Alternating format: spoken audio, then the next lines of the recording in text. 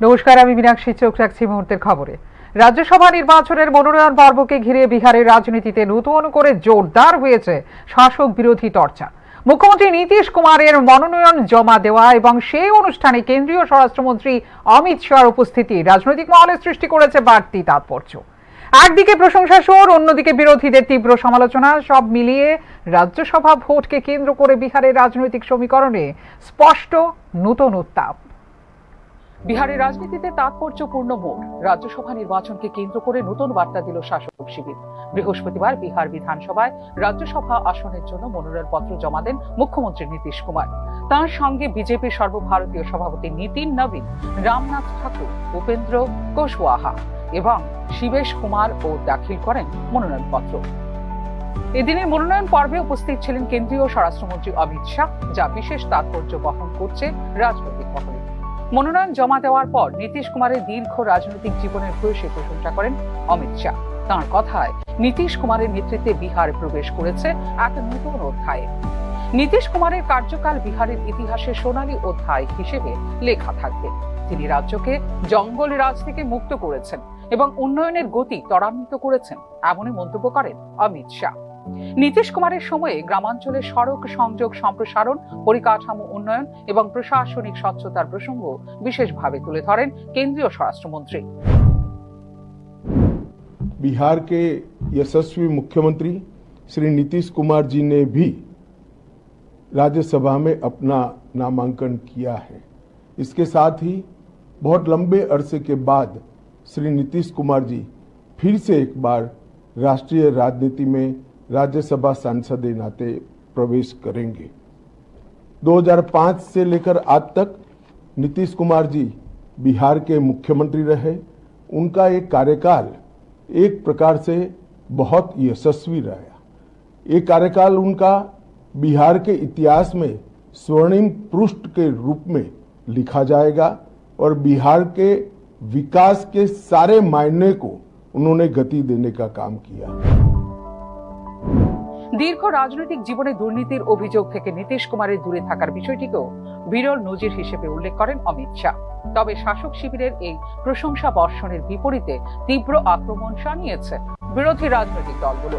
BJP বিহারে Maharashtra model প্রয়োগ করেছে এবং রাজনৈতিক চাপে ফেলে নীতিশ কুমারকে পদত্যাগে বাধ্য করা হয়েছে বলে দাবি বিরোধী রাজনৈতিক দলগুলোর। বিজেপি নিজেদের মিত্রদের ক্রমশ দুর্বল করে এবং নীতিশ কুমারকে কার্যত রাজনৈতিকভাবে হাইজেক করেছে বলেও অভিযোগ বিরোধী রাজনৈতিক দলগুলোর। রাজ্যসভা মনোনয়নকে ঘিরে শাসক বিরোধী পক্ষের এই পাল্টাপাল্টি বক্তব্যে আরো উত্তপ্ত হয়ে উঠেছে বিহারের রাজনৈতিক অঙ্গন।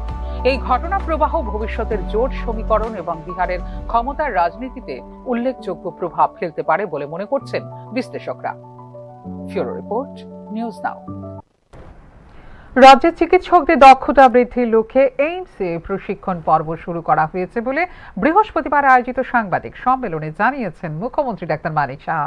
শুধু তাই নয়, আগরতলায় জুট মিলের জায়গায় জিএনআরসি সুপার স্পেশালিটি হাসপাতাল হবে বলেও জানিয়েছেন মুখ্যমন্ত্রী। সুস্থ আগামীর জন্য একটি শক্তিশালী এবং জনকেন্দ্রিক স্বাস্থ্য সেবা ব্যবস্থা গড়ে তোলার প্রতি রাজ্য সরকারের প্রতিবদ্ধতার কথা আবারও একবার জানিয়েছেন মুখ্যমন্ত্রী ডাক্তার মানিক সাহা। স্বাস্থ্য সেবা পরিষেবা শক্তিশালী করার অঙ্গীকারের অংশ হিসেবে বৃহস্পতিবার এজিএমসি এবং জিবিপি হাসপাতালে বেশ কয়েকটি গুরুত্বপূর্ণ পরিষেবার আনুষ্ঠানিক সূচনা করেন মুখ্যমন্ত্রী ডাক্তার মানিক সাহা। পরবর্তী সময়ে হাসপাতাল পরিসরে আয়োজিত সাংবাদিক সম্মেলনে বক্তব্য রাখতে গিয়ে রাজ্যের চিকিৎসকদের দক্ষতা উন্নয়নের জন্য all India institute of medical সায়েন্সের মতো প্রতিষ্ঠানে 1 থেকে 3 মাসের প্রশিক্ষণ পর্ব শুরু করা হয়েছে বলে জানিয়েছেন মুখ্যমন্ত্রী ডাক্তার মানিক সাহা। শুধু স্বাস্থ্য দপ্তরই নয়, আগামী দিনে আইন দপ্তরের আধিকারিকদেরও দক্ষতা বৃদ্ধির জন্য বহিরাজ্যে পাঠানো হবে বলে জানিয়েছেন মুখ্যমন্ত্রী। তারা এর মধ্যে আপনারা শুনে খুশি হবেন যে সবকিছু তো আছে। কালকেও আমি একটা জায়গায় আমরা বসে কথা বলছিলাম, চিফ সেক্রেটারি মহোদয় ছিলেন এবং আমাদের চিফ জাস্টিস থেকে আরম্ভ করে অন্যান্য, আমরা বলছিলাম ওনাকে যে আমরা একটা টিম আমরা অলরেডি এইমসের মধ্যে পাঠিয়েছি, ডাক্তার থেকে আরম্ভ করে মানে আপ টু নার্স পর্যন্ত। তাদেরকে 1 থেকে হোক 3 মাস পর্যন্ত তাদের ট্রেনিং, এক একটা ডিপার্টমেন্ট ধরে ধরে আমরা ওইখানে, যেটাকে মাননীয় প্রধানমন্ত্রীজি বলছেন যে দক্ষতা উন্নয়ন প্রয়োজন। আমি ডাক্তারি পাশ করলাম আর আমি যদি ভাবি যে আমি সব জানি, তাহলে কিন্তু এটা ভুল হবে। আপডেট থাকতে হবে, নতুন নতুন জিনিস আসছে, নতুন নতুন মানে সব এআই চলে এসছে এখন ডিজিটাল থেকে দূরে। তো এইগুলোর জন্য আমরা পাঠিয়েছি, মোস্ট প্রবলি দেয়ার না, so they will be coming next, আরেকটা আমরা পাঠাবো। তো কন্টিনিউয়াস এই প্রসেস, শুধু ডাক্তারিতে না, আমরা ঠিক করেছি কালকে যখন কথা হচ্ছিল যে সেখানে বিভিন্ন দপ্তর, যেমন আইন বিশেষজ্ঞ যারা, তাদেরকেও যাতে ট্রেনিং দেওয়া যায়, তার জন্য আমরা বাইরে পাঠাবো, তাদের যাতে আরও বেটার এই সম্পর্কে আইডিয়া হয়। তো এরকম বিভিন্ন জায়গায় আমরা যাকে বলে স্কিল ডেভেলপমেন্ট, সেই চিন্তা ভাবনা। আগরতলা জুট মিলের স্থানে গুয়াহাটির জিএনআরসি সুপার স্পেশালিটি হাসপাতাল কর্তৃপক্ষ তাদের শাখা বিস্তার করবে বলে এদিনের সাংবাদিক সম্মেলনে জানিয়েছেন মুখ্যমন্ত্রী ডাক্তার মানিক সাহা। এছাড়া সিজা সুপার স্পেশালিটি হাসপাতালের কাজও শীঘ্রই শুরু হবে বলেও জানিয়েছেন মুখ্যমন্ত্রী। ওদের সাথে কথা হয়েছে যে সিজা হাসপাতালকে জায়গা দিয়েছি, ওনারা তো হসপিটাল করবে, প্রায় ওনারা বিভিন্ন পর্যায়ে প্রায় 700 কোটি টাকা 900 কোটি টাকার মতো ওনারা নিবেশ করবে। আমি দেখেছি সেদিন জায়গাটা, দেখার পর আমি সেক্রেটারি মহোদয়কে বললাম যে আপনারা বলুন কবে কাজটা যেন স্টার্ট করে, নজরদারি আছে। আরেকটা নতুন হসপিটাল আমাদের অলরেডি সেদিনও ওনারা এসেছিলেন, মৌ হয়েছে আমাদের সাথে, হ্যাঁ জিএনআরসি গুয়াহাটির থেকে সুপার স্পেশালিটি। আমরা সেটা যে আগে যে আমাদের এই জুট মিল ছিল, সেই জুট মিলে তারা সুপার স্পেশালিটি হসপিটালটা সেখানে করবে। তো এইভাবে আমরা চেষ্টা করছি। ডেন্টালেরও আপনারা জানেন আরেকটা বিল্ডিং আসছে 202 কোটি টাকার, সেখানে কাজও শুরু হয়েছে। বয়েজ হোস্টেল, গার্লস হোস্টেল কীভাবে হবে সেইগুলো আমরা কাজ করছি। এখানে কিডনি ট্রান্সপ্লান্ট হয়েছে, 5টা কিডনি ট্রান্সপ্লান্ট হয়েছে। আরও যে লিভার ট্রান্সপ্লান্টের জন্য আমরা চেষ্টা করছি, চেষ্টা আমাদের আছে, এবং আমি আশা করি যে হার্ট থেকে আরম্ভ করে লিভার থেকে আরম্ভ করে মানে কথার সাথে সাথে যেন কাজের মিল থাকে, সেই দিকে আমাদের নজর আছে। এদিন আগরতলা সরকারি চিকিৎসা মহাবিদ্যালয় এবং জিবি হাসপাতালে একটি ট্রমা অপারেশন থিয়েটার, একটি 16 শয্যা বিশিষ্ট জেরিয়াট্রিক এবং রেসপিরেটরি আইসিইউর আনুষ্ঠানিক উদ্বোধন করেন মুখ্যমন্ত্রী ডাক্তার মানিক সাহা। এছাড়া একটি লেবার রুম কাম অবস্টেট্রিক্স ওটি কমপ্লেক্সের এদিন উদ্বোধন করেন মুখ্যমন্ত্রী। এই নতুন উদ্বোধনকৃত সুবিধাগুলির জনগণকে সময় উপযোগী এবং মানসম্মত স্বাস্থ্যসেবা প্রদানের ক্ষেত্রে বিশেষ ভূমিকা রাখবে বলে প্রত্যাশা ব্যক্ত করেন মুখ্যমন্ত্রী doctor Manik Saha. Bureau report, news now. 2 দিনের রাজ্য সফরে আগামী 7 মার্চ আগরতলায় আসছেন উপরাষ্ট্রপতি সিপি রাধাকৃষ্ণন। সফরকালে শহীদদের প্রতি শ্রদ্ধা জ্ঞাপন থেকে শুরু করে ধর্মীয় স্থান পরিদর্শন, বিশ্ববিদ্যালয়ে সমাবর্তনে অংশগ্রহণ এবং স্বনির্ভর গোষ্ঠীর কার্যক্রম পরিদর্শন সহ একাধিক কর্মসূচিতে যোগ দেবেন তিনি। প্রশাসনিক মহলে ব্যাপক প্রস্তুতি নেওয়া হয়েছে তাঁর আগমনকে ঘিরে। আগামী 7 মার্চ বিকেলে 2 দিনের রাজ্য সফরে আগরতলা পৌঁছবেন উপরাষ্ট্রপতি সিপি রাধাকৃষ্ণন। তাঁর এই সফরকে ঘিরে রাজ্য জুড়ে প্রশাসনিক তৎপরতা ইতিমধ্যেই তুঙ্গে। মহারাজা বীরবিক্রম বিমানবন্দরে তাকে উষ্ণ অভ্যর্থনা জানাতে উপস্থিত থাকবেন রাজ্যপাল ইন্দ্রসেনা রেড্ডি নাল্লু। আগরতলায় অবস্থানকালে লোকভবনে তাঁর সম্মানে আয়োজন করা হবে এক নৈশভোজ। সেদিন রাতে লোকভবনে রাত্রি যাপন করবেন উপরাষ্ট্রপতি। 8 মার্চ সকালে অ্যালবার্ট এক্কা যুদ্ধ স্মৃতিসৌধ গিয়ে শহীদদের প্রতি পুষ্পস্তবক অর্পণ করবেন উপরাষ্ট্রপতি। এরপর উদয়পুরে অবস্থিত ঐতিহ্যবাহী ত্রিপুরা সুন্দরী মন্দিরে প্রার্থনা করবেন তিনি। পরে আগরতলায় ফিরে ত্রিপুরা বিশ্ববিদ্যালয়ের 14তম সমাবর্তন অনুষ্ঠানে প্রধান অতিথি হিসেবে যোগ দেবেন তিনি। বিকেলে হাপানি আন্তর্জাতিক মেলার মাঠে স্বনির্ভর গোষ্ঠীর উদ্যোগে স্থাপিত বিভিন্ন স্টল ঘুরে দেখবেন এবং মহিলা সদস্য ও লাখপতি দিদিদের সঙ্গে মত বিনিময় করবেন উপরাষ্ট্রপতি। वाइस प्रेसिडेंट आ रहे, क्या शेड्यूल है आपका, कहाँ विजिट करेंगे? 7 तारीख को माननीय उपराष्ट्रपति अगरतला में आ रहे हैं। वो 7 और 8 को उनका यहाँ पे कई प्रोग्राम है। इसमें महत्वपूर्ण है माता बारी में माता के दर्शन सब करेंगे। एल्बर्ट एक्का पार्क में सुबह शहीदों को श्रद्धांजलि देंगे।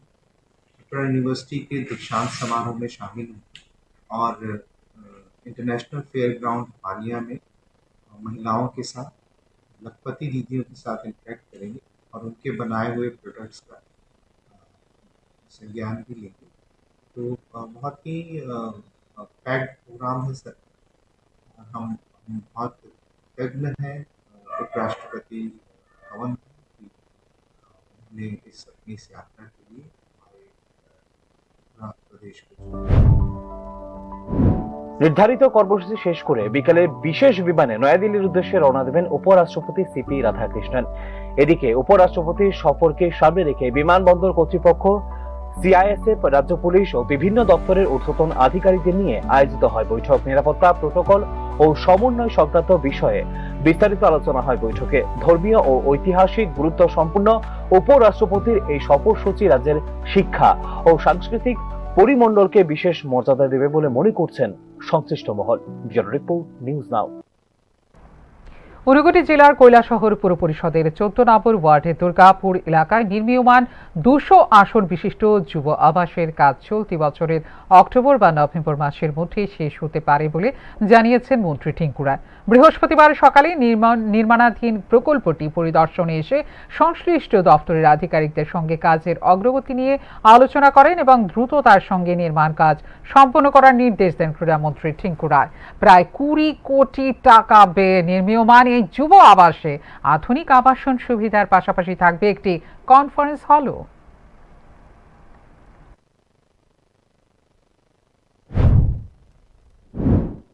আপনারা সকলেই জানেন যে আমাদের ঊনকোটি জেলার কৈলাসহরে মানুষের দীর্ঘদিনের দাবি ছিল এখানে একটা যুব আবাস তৈরি হোক। আর যুব আবাস বলতে আমরা বুঝতাম যে আগরতলা ভগৎ সিং, এছাড়া রাজ্যে কোথায় কোনো যুব আবাস এরকম ছিল না।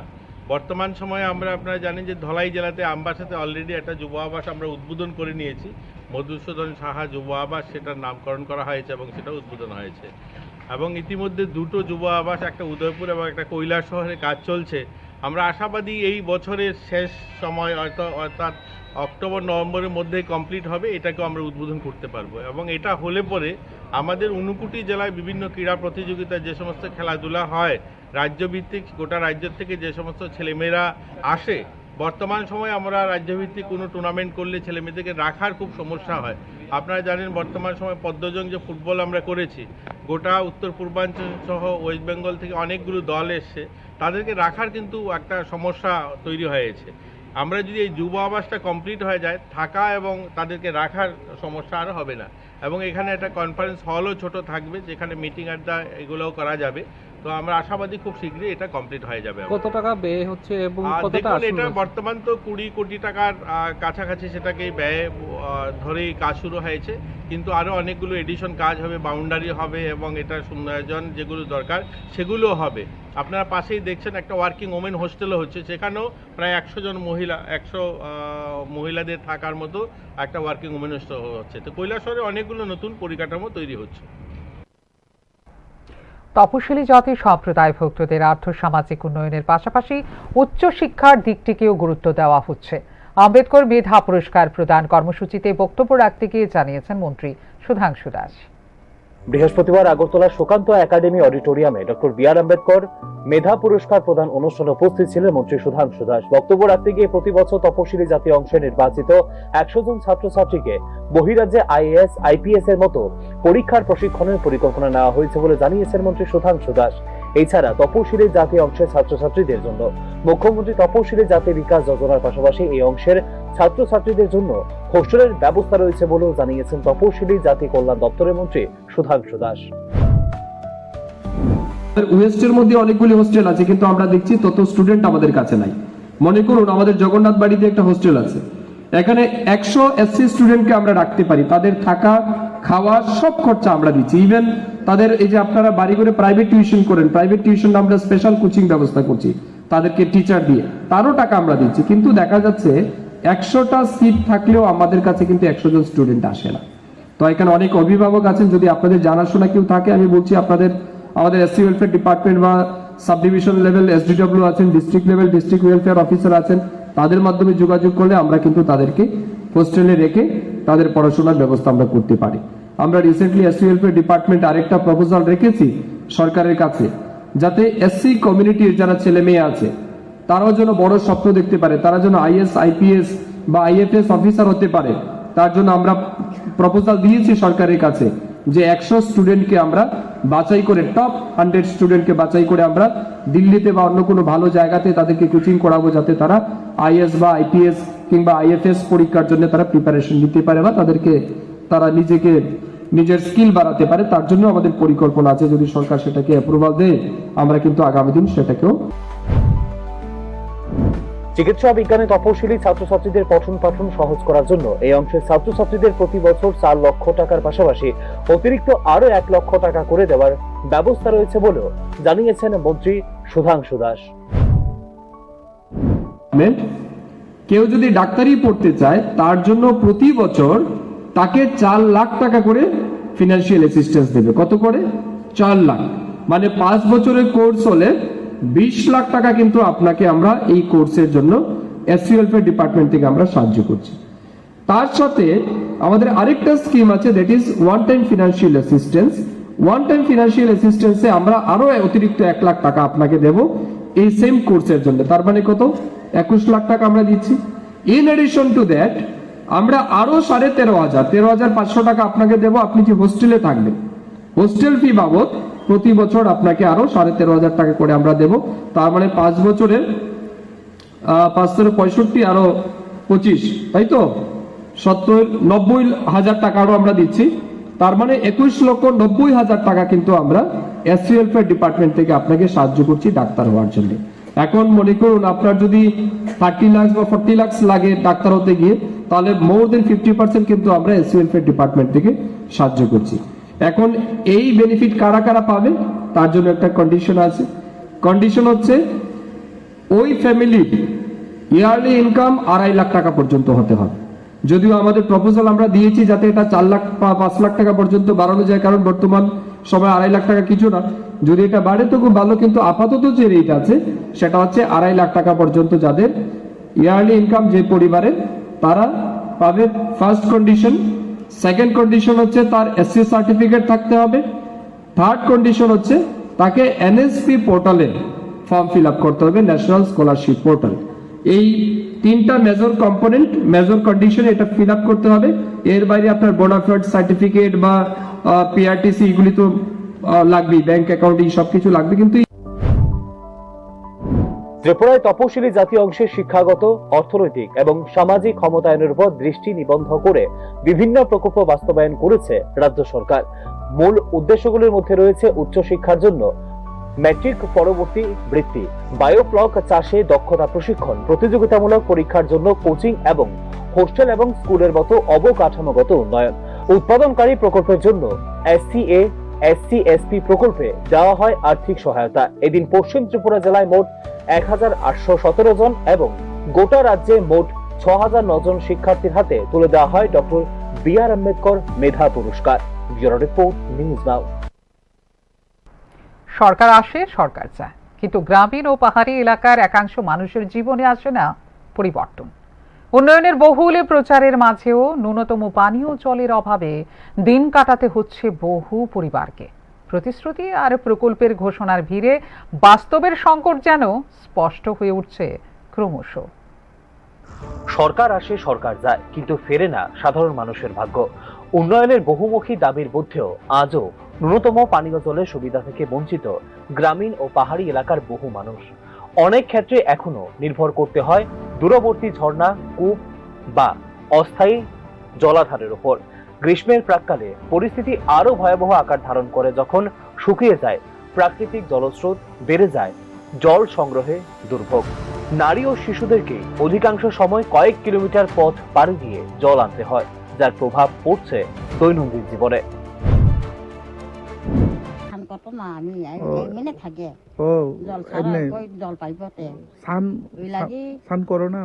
আমি 2 দিন 3 দিন জল নাই, এই লাগে এমনি থাকে। এমনি তো ব্লক থেকে তো গাড়ি দিয়ে তো দিতে পারেন, ব্লক থেকে কোনো দিচ্ছে না। না ব্লক থেকে জলগুলি দিতেছে না আপনারা?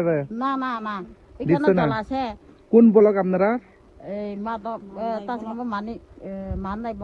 মান্দাই ব্লক। প্রশাসনিক স্তরে একাধিক প্রকল্প ঘোষণা থাকলেও বাস্তবায়নের ঘাটতি এবং রক্ষণাবেক্ষণের অভাবে সমস্যার স্থায়ী সমাধান হচ্ছে না বলে অভিযোগ স্থানীয়দের। পাইপলাইনের অভাব, বিকল টিউবওয়েল, অনিয়মিত ট্যাঙ্কার পরিষেবা সব মিলিয়ে জল সংকট যেন নিত্য সঙ্গী। বিশেষজ্ঞদের মতে পাহাড়ি ও গ্রামীণ এলাকায় ভৌগোলিক প্রতিবন্ধকতা থাকলেও বিকল্প জল ব্যবস্থাপনা, ক্ষুদ্র জলাধার নির্মাণ, রেইন ওয়াটার হারভেস্টিং এবং নিয়মিত মনিটরিং এর মাধ্যমে পরিস্থিতি উন্নতি সম্ভব। প্রশ্ন উঠছে, স্বাস্থ্য, শিক্ষা ও মানবাধিকারের সঙ্গে প্রত্যক্ষভাবে যুক্ত এই মৌলিক পরিষেবা নিশ্চিত করতে প্রশাসনের অগ্রাধিকার কতটা কার্যকর? এইখানে পানীয় জলের সুযোগ সুবিধা পাইতেছেন নি? না, সব সময় পাওয়া যায় না। আমরা 3 দিনে একবার, কোনো সময় সপ্তাহে একবার এভাবে জল পাওয়া যায়। সপ্তাহে একবার? হ্যাঁ। এভাবে কি আপনারা জল পান করতে পারবে? জল না। না। তারপরে জল নাই। এমনি ব্লক থেকে জলগুলি দিতেছেন নি? না, দিতেছে না। দিতেছে না? না। এই বিষয়টা নিয়ে বর্তমানে সরকারকে কি বলবেন? আপনারা যেটা ভুক্তভোগী এই এলাকায়। এই এলাকার কি বলবো? এত জল পাইব, এমন পাইব কইয়া, ওখান তো কোনো কিছু, ওখান জল কম কমাইয়া সাপ্লাইতে দিলাম, 2-3টা পয়েন্ট দিছি কেন, ঠিক মতো জলে না, সময় মতো জল পাই না, এইভাবেই চলতেছি। আমরা আর জল পান আর কোন করতে পারেন না?